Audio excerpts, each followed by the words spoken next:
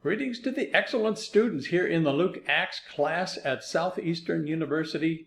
This is your instructor, Dr. Larry Asplund, coming to you once again, this time at the end of week 2 to welcome you to module 3, to week 3 for us in our 8-week intensive here in the fall of 2021.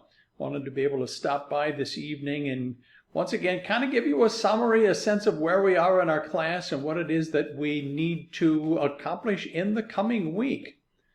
The week 3 focuses on the journey of Jesus to Jerusalem, which occupies a large portion of the Gospel of Luke. Of course, we don't only see him journeying, but we see him encountering a variety of characters. We see teachings, important teachings that are recorded kind of more chronologically. When we read, for instance, the Gospel of Matthew, we see so much of the teachings of Jesus bundled together topically. But for Luke, we're seeing Jesus teach as he goes, and so it's going to be a very, very good and important week for us. In terms of the Module 3 learning objectives, they are, number 1, to demonstrate knowledge of the ministry of Jesus on his way to Jerusalem, in the Gospel of Luke, of course. Number 2, to demonstrate knowledge of Jesus' mission to the poor as we see him traveling. Number 3, to demonstrate knowledge of salvation as taught by Jesus on the way.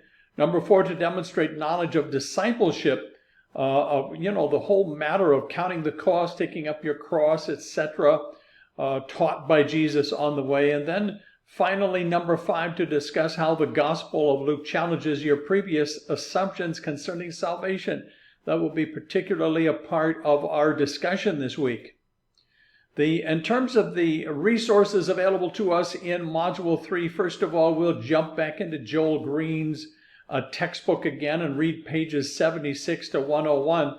And then we actually have a video available to us this week from Dr. Green on the introduction to Luke, and I know you will enjoy that as well this coming week.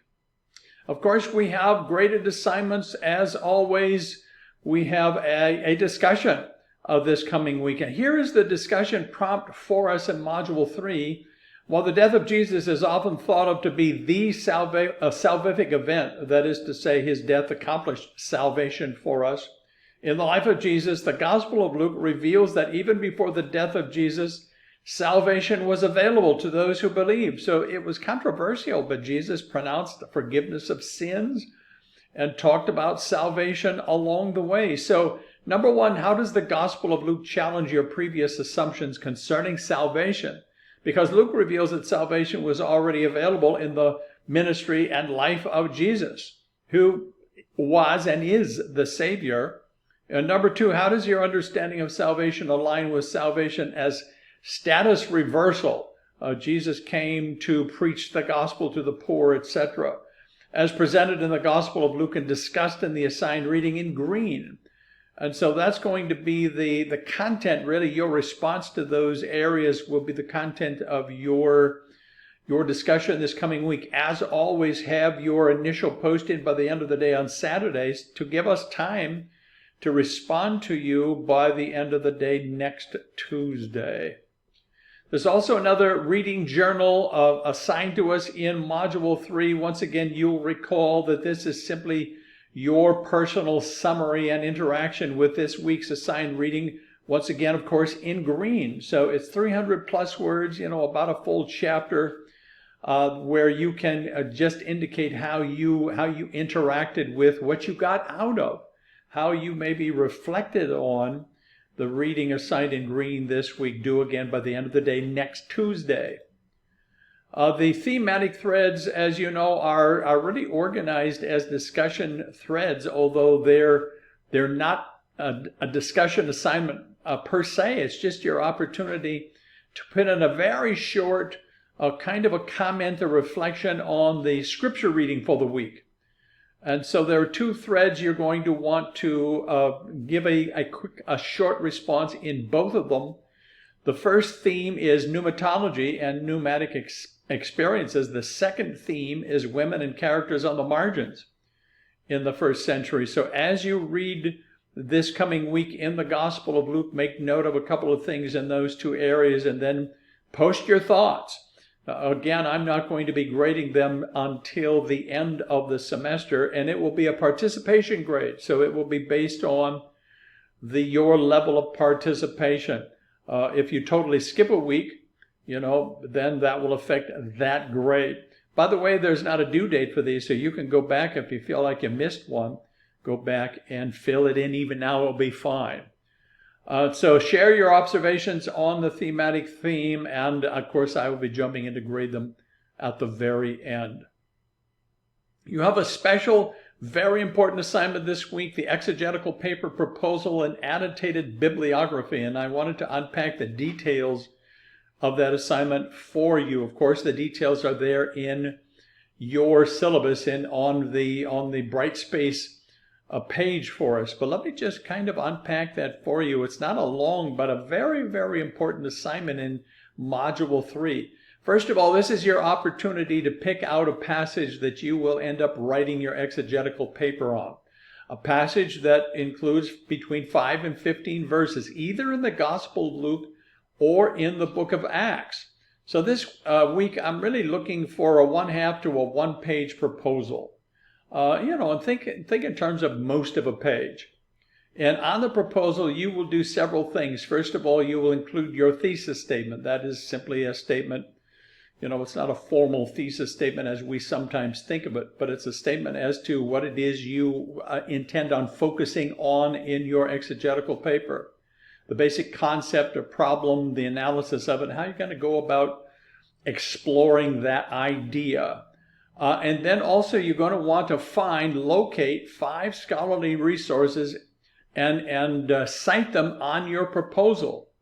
Of course, this will be an annotated bibliography, so you'll not only cite them using proper form, but you will also give us 2 or 3 sentences that pertains to that passage, why you chose that resource, how it's relevant to your passage.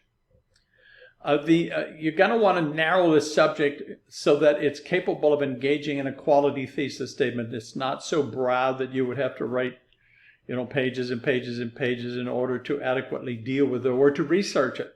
But something narrow given the context of those verses that you have chosen.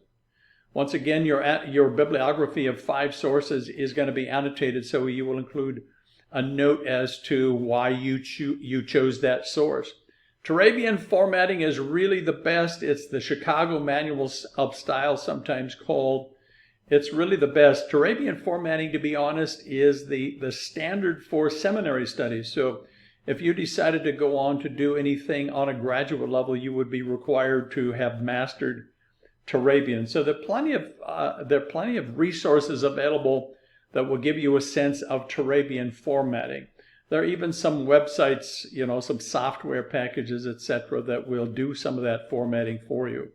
You've got great resources for this assignment. Of course, the Steelman Library.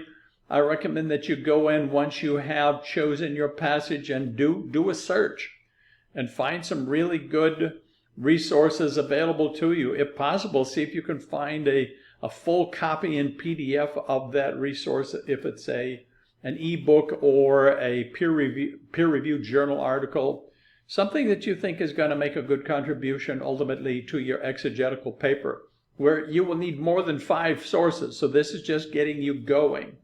And then, of course, in our assignment on our site, our online site, you will have a exegetical paper instructions and an exegetical paper rubric that will kind of set you up and give you a sense of what will be needed when we come to the exegetical paper in Module 8. There's also a note on the assignment about what constitutes scholarly resources. First of all, journal articles, peer-reviewed journal articles are always very, very good. And they are available to the extent that you have a focused thesis, focused direction that you want to go in your exegetical paper. A monograph is just a scholarly work that addresses one single element. So it's not like a background resource like a Bible dictionary or Bible encyclopedia. It's just something that addresses in a more narrow way something that's relevant to your chosen passage and thesis. Theological dictionaries can work because they will unpack language. And so for us, of course, in the Gospel of Luke and the book of Acts, it's going to be the Greek language. And so those language helps can also be good. Some things that are not scholarly resources are the internet, popular books, or popular periodicals. Sometimes you can find a direction in a scholarly way in some of these sources, and they will give you either a footnote or a bibliography or an index. They will refer something that will be helpful. So don't necessarily feel like you have to avoid them completely. It's just that you're not going to cite them in your paper. They would not qualify in that way. Just a quick heads up, coming in Module 4, there will be your first presentation, a personal interpretation presentation. That's going to involve a narrated PowerPoint presentation. So you may want to begin thinking about that a little bit of it in advance so that you feel like you're prepared once we come to the coming module. I love the time that Luke takes to describe Jesus' journey to Jerusalem and what we can learn from that. And so we're going to dive in this week. We're going to take another deep dive into the gospel, and we're going to look specifically at how Luke presents it to us. And we'll have time to reflect. It will also be an opportunity to prepare for your formal assignment at the end of the class. So it's going to be another great week. If you feel like you've fallen behind a little bit, just let me know. I'm here to assist you. I'm committed to you, to your learning in this class and to your success educationally. And so let's work together to make this a really great learning experience. I know you're going to love the coming module, and I'm going to enjoy sharing it with you. So God bless you, everybody. Let me know if you have any questions along the way. Just have a wonderful Module 3.